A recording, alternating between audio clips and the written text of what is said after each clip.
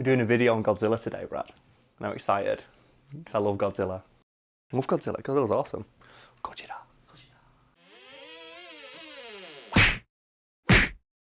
The 1998 Godzilla movie was so shitty that one of the guys who'd originally played Godzilla in the 1970s wearing that big giant rubber suit walked out of the premiere in disgust. In fact, the monster in the movie was so poorly received that when Toho got the rights to the character back, they immediately destroyed it using the real Godzilla.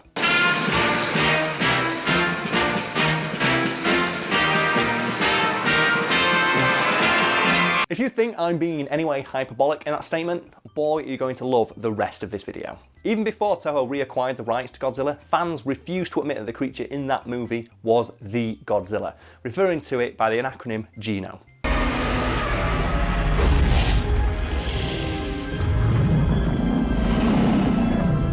What does GINO stand for? Godzilla in name only. That's not even mentioning the fact as well that the film was nuked from orbit so hard by critics that TriStar cancelled the planned sequel to the movie. So if you remember, it ends with an egg.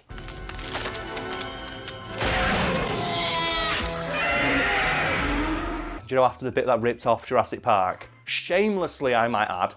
I'm hoping you can find a clip showing like how blatant the theft of Jurassic Park was.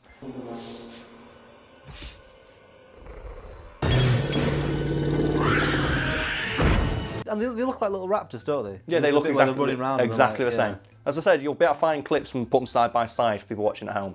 And it's shameless, the stuff they ripped off. It's so blatant, I don't know how they didn't get sued.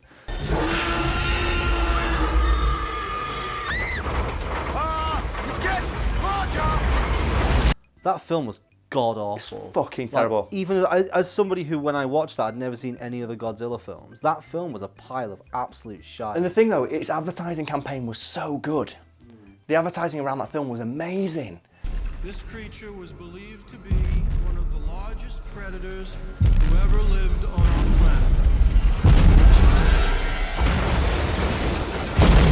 planet. Also, another thing I should point out about the movie as well is it's Roland Emmerich, isn't it? Yeah, I think so. Fucking hated Roger Ebert because he made like a really bad review, I think, of like Independence Day or some shit movie he made. So the mayor of that movie is called Mayor Ebert. Your mayor, Mayor Ebert! Thank you! And if you look, and you'll be able to find a picture of Mayor Ebert from the movie and Roger Ebert at the time, and they look almost identical. And the idea was that Mayor Ebert is inept and lets the city of New York get destroyed by Godzilla because he's inept and he doesn't know what he's doing. You know what I think about you and your campaign? Also, for some reason, the film contains like virtually the entire voice cast of The Simpsons. Like the guy who plays Kent Brockman is in that movie doing his Kent Brockman voice, is a news reporter. Hello, New York. Today at 5, we'll ask Fat Pat, when will this rain end? And Hank Azera's in it.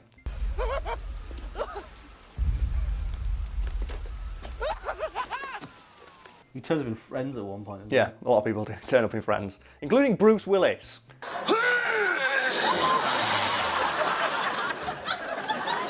Even though Joey and Chandler and Ross watch Die Hard.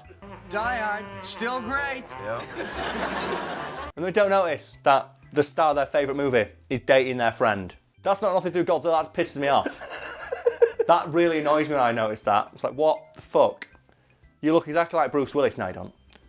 There's literally a scene of you watching Die Hard and going, Die Hard! Die Hard! And then watching it again, so it's Die Hard 2. But we watch it a second time and it's Die Hard too. What? Bollocks. Let's carry on. Let's move swiftly on, shall we? The people who hated the Godzilla redesign the most, though, were the people who worked on the original movies. And as mentioned, one of the people who originally donned the Godzilla suit in the 1970s walked out of the screening in disgust, telling cameras there, "That's not Godzilla, it doesn't have his spirit."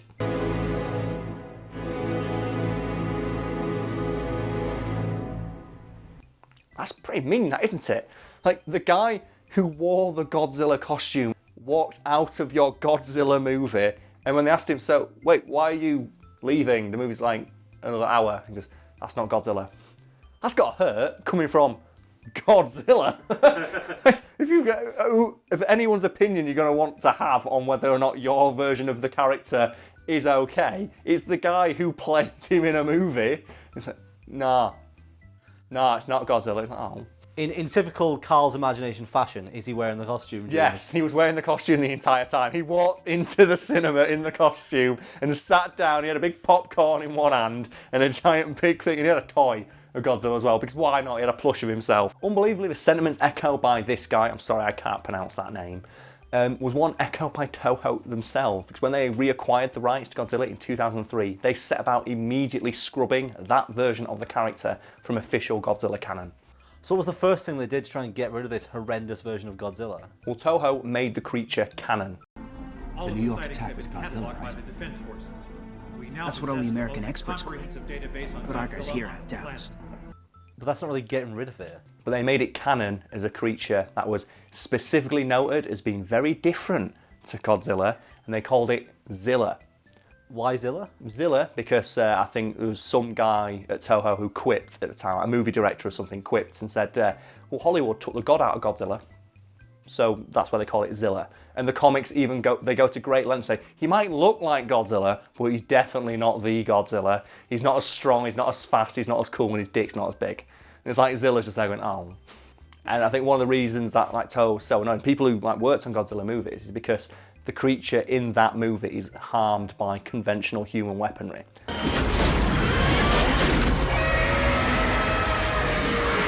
But the idea of Godzilla as a creature is that our human weaponry won't work. Like the original Godzilla is born as a result of an atomic bomb being dropped.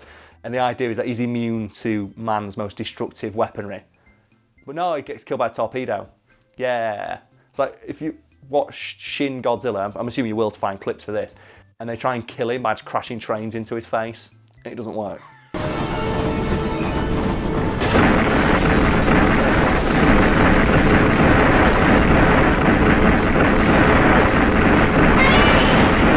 That's how tough Godzilla's supposed to be. The idea is that it doesn't matter what you throw at him, he's going to keep coming.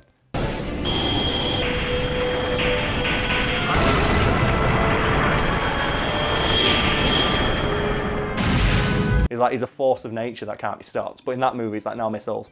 Have they ever had Zilla appear in like one of the films? Yes, exactly one movie, and he appears for about 10 seconds in a cameo in Godzilla Final Wars, released in 2004, in which Godzilla fights a lot of the creatures from the older films. And Zilla appears in that movie and is immediately killed by the real Godzilla 10 seconds after appearing on screen by being just tail whacked into Sydney Opera House and then just obliterated with a blast of atomic fire breath.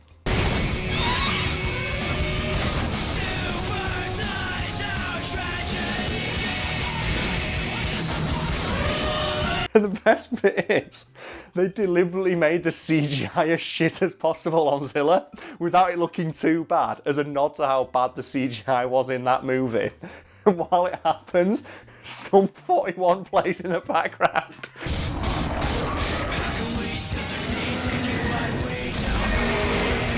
Like, so it gets really hyped. It's like, oh yeah, this Sum 41 song starts playing, and you see Zilla sprint towards Godzilla at max speed. Oh, it's going to be an epic battle for the ages, and Godzilla just slap, atomic fire breath, dead, song ends. And you're like, oh. That is a fitting metaphor for that film. I think that is like an encapsulation of how Toho felt about that version of the character. The one time in the films they've made he ever meets the real Godzilla, he's killed in 10 seconds.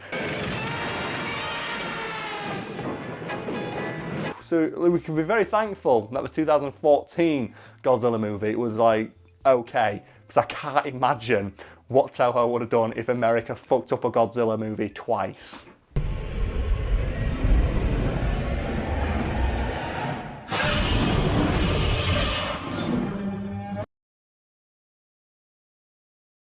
Do you know when the next Godzilla film's out? 2019, I believe. We're getting Pacific Rim this year after the whatever. But I do want another giant monster movie comes out. Apparently there's going to be a third Cloverfield movie coming out in about 2 weeks. And what? You probably like, when this video gets released, I'm going to see like, this video's going to be released like, what, midway through January? Yeah, when this video's released, there will be a Cloverfield 3 being released about 2 weeks afterwards. And if you're watching this, you're probably thinking, I've not seen any advertising about this, and it's because Nobody has. Nobody knows what this movie's about. Paramount Pictures have not advertised it at all. Could they just not afford the marketing? I don't know. Or is it part of the ploy? I don't know. Because remember, the first Cloverfield movie had a massive advertising campaign around it. They had all that like augmented reality stuff, and people were solving puzzles to figure out what Cloverfield was. And that movie was like a huge cultural event. The second Cloverfield movie, do you remember this one? Yeah, they went quite subtle with that one, didn't they? The John Goodman one. Yeah. Do you know that wasn't actually a Cloverfield movie? No. You can probably imagine why. It was originally just a movie about a person being trapped underground. No, this is true. Yeah. I think it was called like the name 10 Cloverfield Lane, isn't it?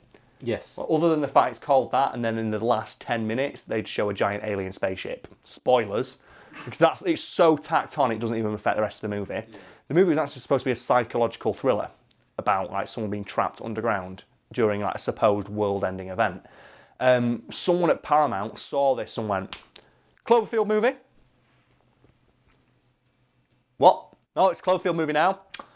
Sequels are making big money. That's a Cloverfield movie. It's like, but I didn't write it to be a Cloverfield movie. It's supposed to be subtle and understated and like left open to interpretation. No, Cloverfield movie. We're calling it 10 Cloverfield Lane now. Do some reshoots, put an alien at the end. But that's not what the movie's about. It is now. Do you want our money? I guess. Yeah, there we go. Cloverfield movie.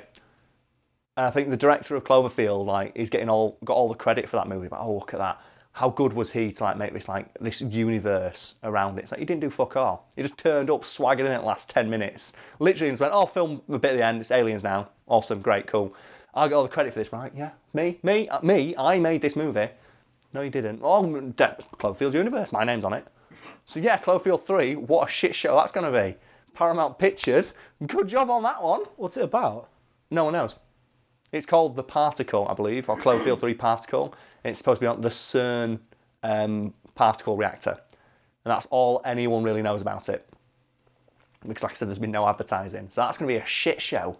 So good luck with that one, Paramount Pictures. I hope that next Mission Impossible movie makes like £8 billion, because you are fucked otherwise. So I want you to do this for me, Brad. Just go and find what Paramount Pictures are releasing this year, because it's a load of shit. It's amazing. And just put a link like below, like you normally do. Like, here's some of the movies Paramount Pictures are going to release this year. And people watching at home, have you heard of any of these? Fucking how bad. That's true about the second Cloverfield movie. Like basically they just swagged it last minute. It's a Cloverfield movie now. And the guy was really annoyed about it. So it's not supposed to be a big dumb alien movie. You've taken away the impact of my film. It's supposed to be a small, understated like movie. Like a psychological thriller almost. And the guy's like, nah, it's a Cloverfield movie now. Focus to the big leagues, you're a sequel. But it's in no way linked to your movies. No, we don't care. Because you know what's big these days? Cinematic universes.